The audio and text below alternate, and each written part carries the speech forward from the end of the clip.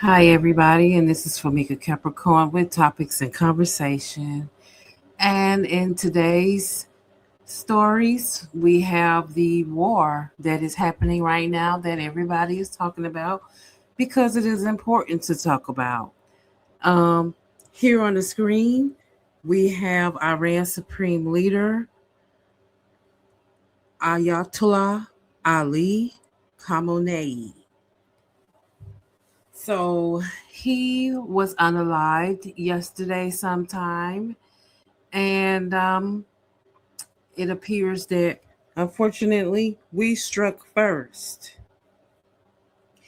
And contents of this event leads up to a years of conflict between Iran trying to and did gain its independence from America.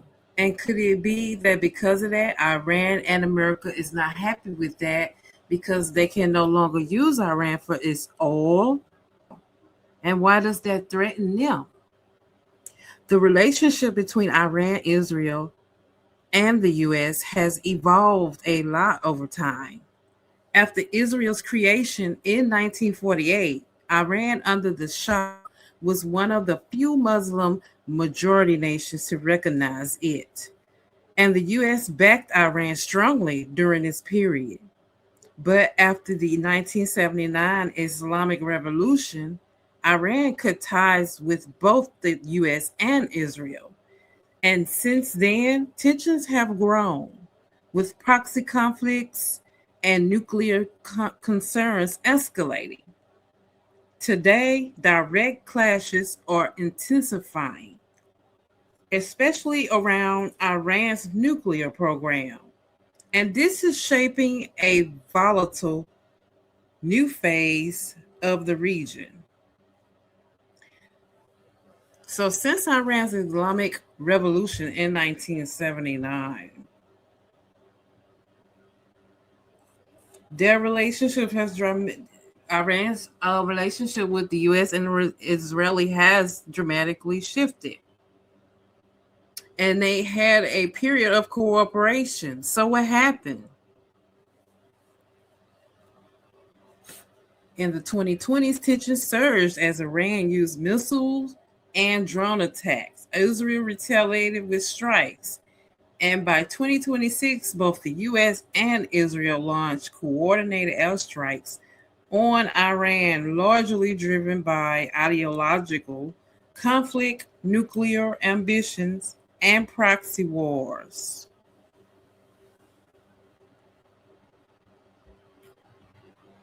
So let's begin with the statements where we were promised that there would never be a war, yet we are under war.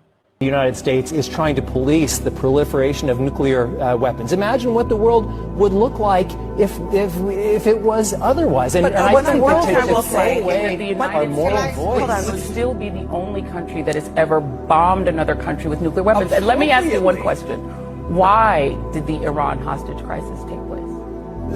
So certainly, I'm asking you fundamentalist radicals took over the government who hate the West. Why did they take over the government? Why? Because they're religious jihadis who want to eliminate Western society. They hate our way of life. They hate our way of life. Or they overthrew the Shah of Iran, who we imposed on Iran because the Dulles brothers, one at the CIA and one at the State Department, decided that the oil beneath the soil of Iran belonged to BP and belonged to us.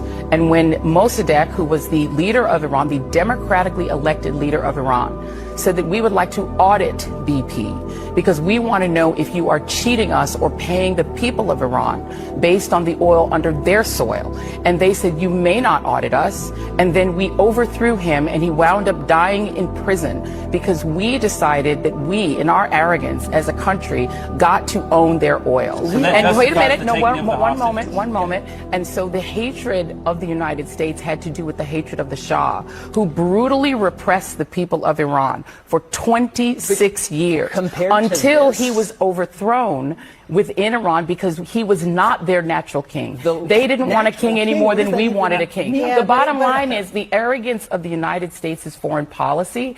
We act as if people act in a vacuum, and that nothing we do has ever led to the hatred of us in other countries. And I'm not saying that hostages should be taken, but you just said because they hate our freedoms. When we look at the Iran hostage crisis, it's easy to focus just on religious extremism and a rejection of the West. But we also have to remember the history, how the U.S. overthrew Iran democratically elected leader in 1953 to protect oil interests, and how that fostered decades of resentment. So both the radicalism and the hatred of the U.S. can't be understood in isolation. They were shaped by each other. And if we want to move forward, we have to see how our actions in the past have led us here. Tragedy that we have someone who wants to be president who has consistently, over the course of his career, attempted to use race to divide the American people. You know, I do believe that the vast majority of us know that we have so much more in common than what separates us, and we don't want this kind of approach that is just constantly trying to divide us, and especially by race. And let's remember how Donald Trump started. He was land, he owned buildings, and he was investigated because he refused to rent property to black families.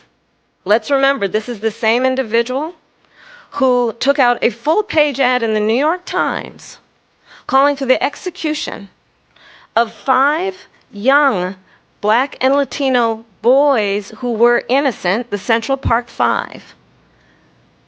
Took out a full-page ad calling for their execution. This is the same individual who spread birther lies about the first black president of the United States.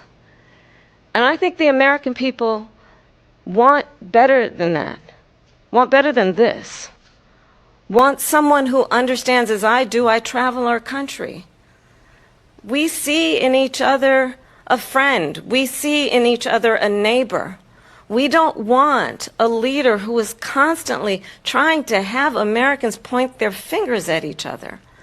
I meet with people all the time who tell me, can we please just have discourse about how we're going to invest in the aspirations and the ambitions and the dreams of the American people?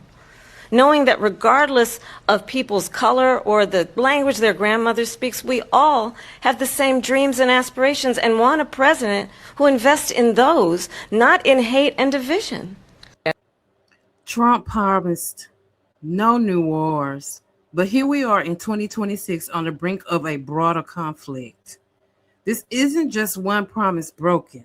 It's decades of broken diplomacy, proxy battles, and a loss of trust that has pushed us toward this brink.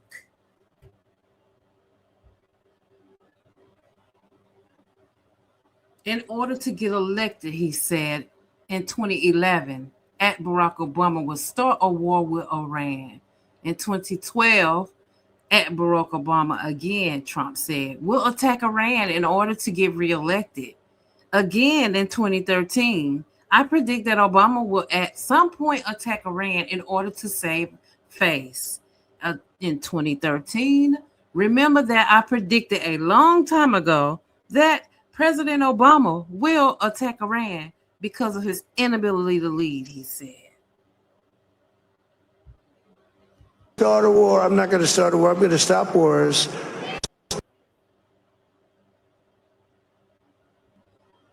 Will start a war with Iran because he has absolutely no ability to negotiate. He's weak and he's ineffective. The lives of courageous American heroes may be lost and we may have casualties. That often happens in war. But we're doing this not for now. We're doing this for the future. will not be distracted by democracy building, interventionism, undefined wars, regime change, climate change, woke moralizing, and feckless nation building. Start a war because they said I had that personality to start a war. They remember that? Oh, we can't vote for him. He's going to start a war. No, I used my personality that we didn't have to have wars. I was the first president in decades who started no new wars. Who started no new wars and no new wars. No new wars. We don't need the wars, foreign lands, countries you've never heard of, countries that don't even want us there. I was the first president in decades who started no new wars. I was the first president in decades who started no new wars. We will expel the warmongers from our government. You know, we never got into a war with me. I have a great record. We had peace. We had prosperity. We had no wars. We had no wars. That started no wars. We didn't have a war. We will expel the warmongers from our government. We will expel the warmongers from our government. We will expel the warmongers from our government. And we had no wars. When you see all the people that died in these horrible wars in the Middle East and everything else, countries didn't want us. Look at Trump. Just look at this guy. He's going to go to war. He's going to take us. No. Look at me. I'm the one that kept us out of war. You know, I'm the only president that didn't start a war. I didn't start a war. This president, no wars. Started no wars. You're going to end up in a war. Or war or no war. They like a war. They love wars. You know, they love killing people. It's so wonderful. You know, I'm the only president in many, many decades that didn't start a war. They're the party of endless wars. I was the first president in decades who started no new war. There were wars all over. He said, bring back Trump. It'll all end. It all ended. We had no problem. I'm going to keep you out of wars. I kept you out of wars. We had no wars with Donald Trump as your president. Remember when crooked Hillary Clinton used to say, he's going to get us into a war. Look at him. Look at his rhetoric. I said, no, my rhetoric's going to keep us out of wars. That's what happened. Trump didn't just make a campaign promise. He also bypassed Congress with executive actions. And now those decisions are fueling direct military escalation. So while he promised peace, the reality is decades of distrust, unchecked power, and now we're teetering on the edge of something much bigger. Trump often criticized administrations for their foreign policy, framing himself as a peace candidate. But then his actions in office also led to escalation. Let's take the January 6th White House storming event. You might point out that despite those promises, the current conflict reflects decades of broken diplomacy where no single leader has full control.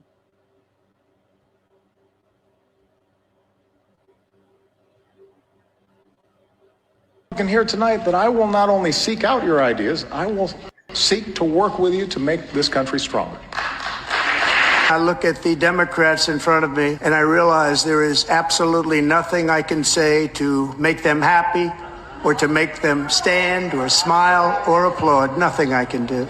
If you share the broad vision I outlined tonight, I ask you to join me in the work at hand. If you disagree with parts of it, I hope you'll at least work with me where you do agree. These people sitting right here will not clap, will not stand, and certainly will not cheer for these astronomical achievements. They won't do it, no matter what. It's very sad, and it just shouldn't be this way. Understand, a better politics isn't one where Democrats abandon their agenda or Republicans simply embrace mine. A better politics is one where we appeal to each other's basic decency instead of our basest fears. A better politics is one where we debate without demonizing each other. We take out the criminals, killers, traffickers, and child predators who are allowed to enter our country under the open border policy of these people, the Democrats, the Biden administration, the open border insane policies that you've allowed to destroy our country. For all our blind spots and shortcomings, we are a people with the strength and generosity of spirit to bridge divides, to unite in common effort. We are still more than a collection of red states and blue states, that we are the United States of America. In recent years, our justice system has been turned upside down by radical left lunatics. When Obama gave his State of the Union, many of his most beneficial policies, like the Affordable Care Act or infrastructure initiatives, were blocked by Republicans at every turn. In contrast, Trump's agenda, no matter how controversial, was almost universally supported by Republicans and with people that he put in play to back him up no matter what, showing a stark reversal in party dynamics and willingness to collaborate, also the willingness to play above the law.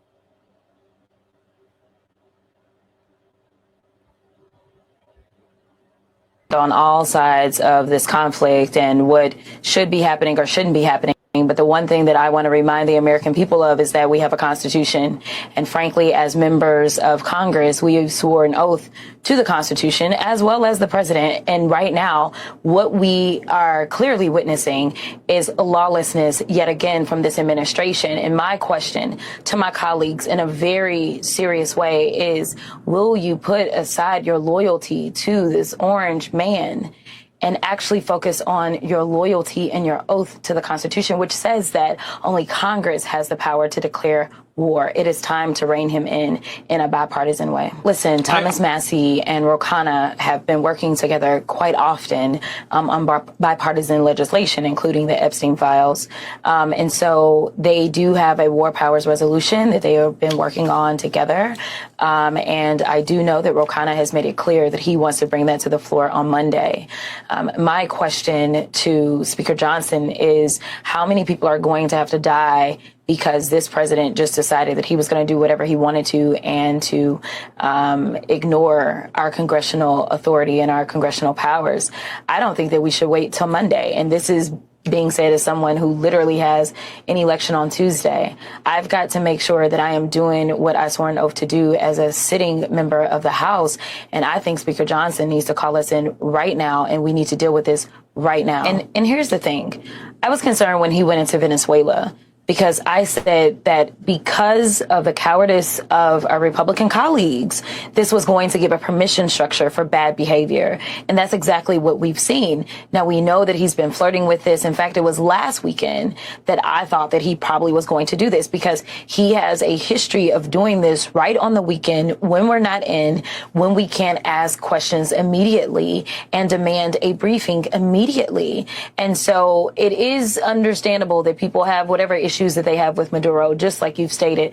People have whatever issues they have with the regime that is in control over in the Middle East. But the problem that we have is that you are not following the law. Like, that's the issue. If you feel as if you have everything that you need to actually engage in these types of actions, then why is it that you aren't coming to Congress? That is the big question. And my argument is that because it's not, that you don't have the legal authority. When you go out on your social media platform and you say things like, well, they interfered with the election, that is not a reason to go and drop bombs and kill people and risk the lives of the people that have sworn an oath to protect this country. Right now, people's sons, daughters, aunts, uncles, mothers, and fathers may end up being thrust into a war because of his maniacal issues as relates to an election, at the same time that he is flirting with us not even having elections. We do not send our sons and daughters, mothers and fathers into wars to be martyrs. We send them to negotiate for peace, to assist with peace, not to dictate or bully other countries, causing conflict and more violence, therefore causing terrorist groups to attack, because we chose to dictate another country being ran by a dictator who doesn't understand how to run a country.